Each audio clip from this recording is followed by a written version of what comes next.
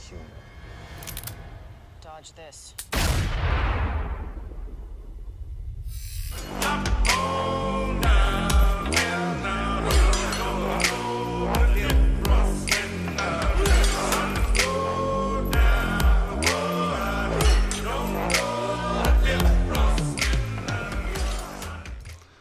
This is Rotten Glory. I'm your host, Ty Gorton.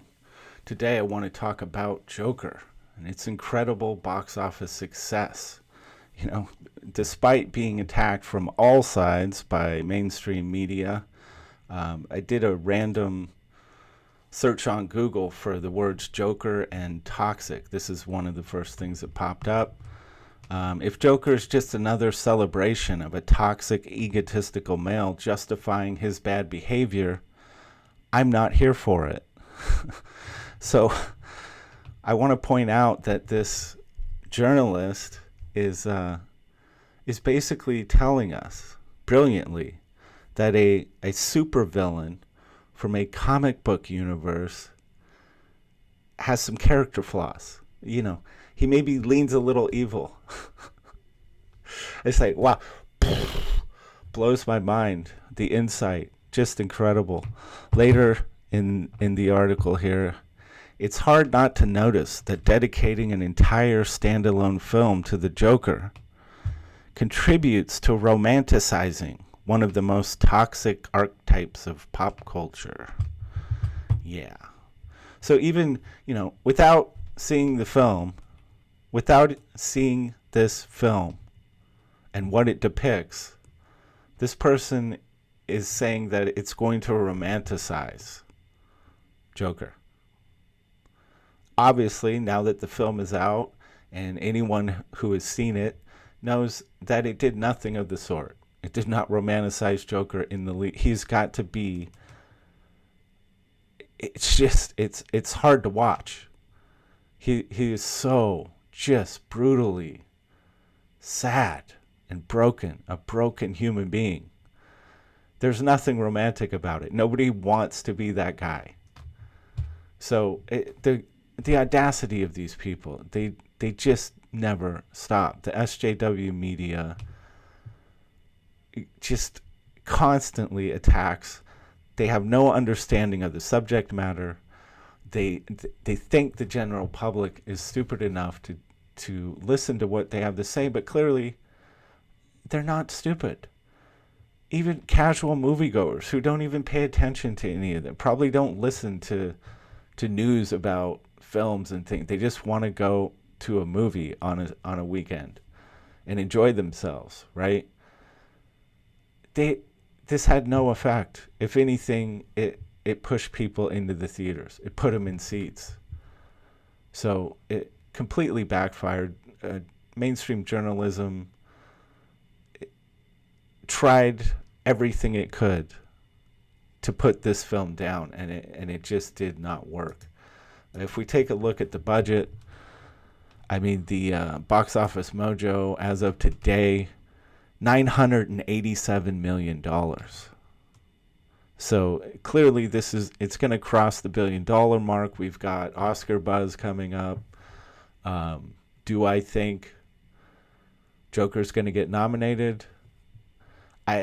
It seems like it would almost garner more attention for the film at this point if they don't nominate it for a few things. That's going to get so much media attention at this point. So my prediction is Joker's going to get nominated in several categories. It's not going to win a thing. They're not going to reward this film with an Oscar because it's not the kind of film Hollywood wants to be made. And that's not because of the politics of it. They tried to use that to damage the film's box office, but I don't think that's the reason they don't want this kind of film to enjoy this level of success. And we're going to get to that. So I found this article on Screen Rant. Joker movie's small budget was meant to stop it being made. Now, I find this completely fascinating. So the $55 million offered to Todd Phillips, the director, the studio's kind of hoping, we'll throw this piddly amount at him and he'll just walk away from the project. And, in their minds, he can't make a film set in a superhero universe for that money. He's just going to walk away from it.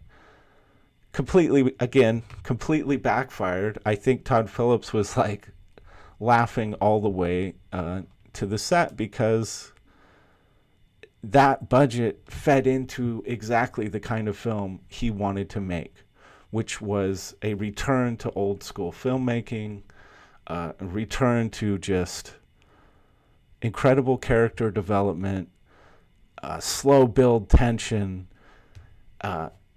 just raw human performances, right? Joaquin Phoenix just lighting up the screen in every scene.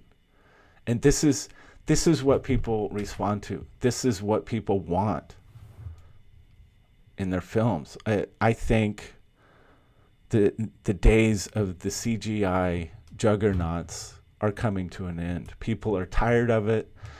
I, for one, I don't want to sit through another CGI slugfest. I have no interest in it. There's no tension. It's just an animated film.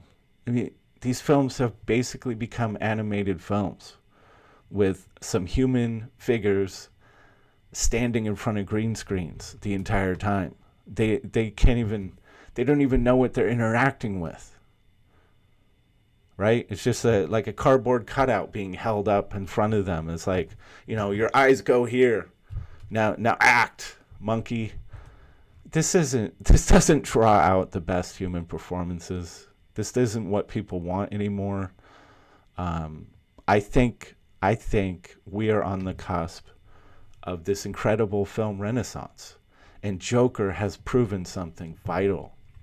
I think with this kind of budget and experiencing this level of success, $1 billion that this film is going to pull, what the future holds is independent filmmakers being able to, I believe, crowdfund their projects. And, I just want to, let's go over some things because I want to prove how possible that is. First of all, there is a film project called Blood Machines, and I highly recommend, look this up, find it online, check out the trailer. This thing was funded on Kickstarter. I think it had an initial campaign a couple years ago and was highly successful, and I think the project got more ambitious, and I think they had another campaign, raised a little more money to finish it out, and it looks absolutely like a blast. It looks like so much fun, and it's so outside the box. This is the point. It is so inventive. It's such a risk. It's the kind of risk that studios just aren't taking. And yeah, it's a lot of special effects. But the point of it is that it's so imaginative. It's so outside the box. It's the kind, back in the day when directors like George Lucas they were given the opportunity to do something nobody else had done before. When he went out to shoot Star Wars, nobody had a clue what he was doing. Nobody understood it. And, that became the most profitable franchise in an overall sense of all time. But the studios, they're not allowing the creative minds to go out and create something new anymore. It's always got to be based on an existing franchise. It's got to be, it's got to fit within these boundaries of risk reward potential. And it's so boring. It's become absolutely boring for the fans. So check out Blood Machines. This is an example of something being crowdfunded and getting made. I want to look at a really successful comic book campaign. Ethan Van Sciver's Cyberfrog Blood Honey. This thing raised close, maybe over 900,000. I'm not sure where the final total is. This is what you're seeing on the screen is a couple of the main campaigns for the book. 538,000, 252,000. This is for a comic book, and you have to have a frame of reference here. If you're looking at the comic book industry, 2018, $1 billion, North American. And if you look at the film industry, 43 billion, around the same market. And so, 43 times larger industry. It's gargantuan by comparison. Now, if a comic book, independent from a major studio, can raise $900,000 for a campaign for a single book, it's clear to me that take a director with any kind of, Ethan Van Sciver, he'd clocked 25 years with big studios, with Marvel and I think predominantly DC, and he had a name for himself. He'd proven track record.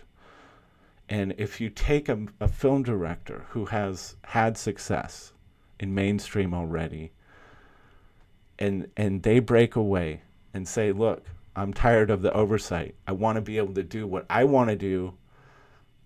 I don't want to have to constantly prove or convince somebody wearing a suit or a board of directors that this is a risk worth taking. They just want to go make their film the way they want to make it. And I think just imagine what would happen if a Quentin Tarantino stepped outside of the Hollywood machine and started a crowdfunding campaign for his next film. How many people are going to sign on for that? How many millions of people are going to drop 10, 20, 30, 40, 50 bucks toward that project and just let Quentin Tarantino do whatever he wants? No oversight. It seems incredibly likely that this will start happening. Just like it's happened for comic books, I think this is a very real possibility for films in the future. And I can't wait for it. I want to see a renaissance of film. I want to see it return to old school. I'm not saying there's not a place for the big CGI, popcorn movies. They're going to be there. They're not going to go anywhere. But what Joker has done is it's proven that you can take a small budget, you can craft something the way films used to be crafted, with the focus on the performance, on the characters, on the cinematography, and you can deliver something that people want to see, that they'll pay for. And it has me excited. I think it's a real threat to the Hollywood mechanism. I think I think in a not too distant future, we're going to see some directors go, hey, wait a second, I don't need to play this game anymore. I'm going to step outside this very restrictive, very frustrating box, and I'm going to look to the fans. I'm going to look to the people that actually pay the money to go to the theater and watch films. I'm going to turn to them and say, what do you want? What do you want made? How about this? I think there's a real future there, and I think it will start happening soon.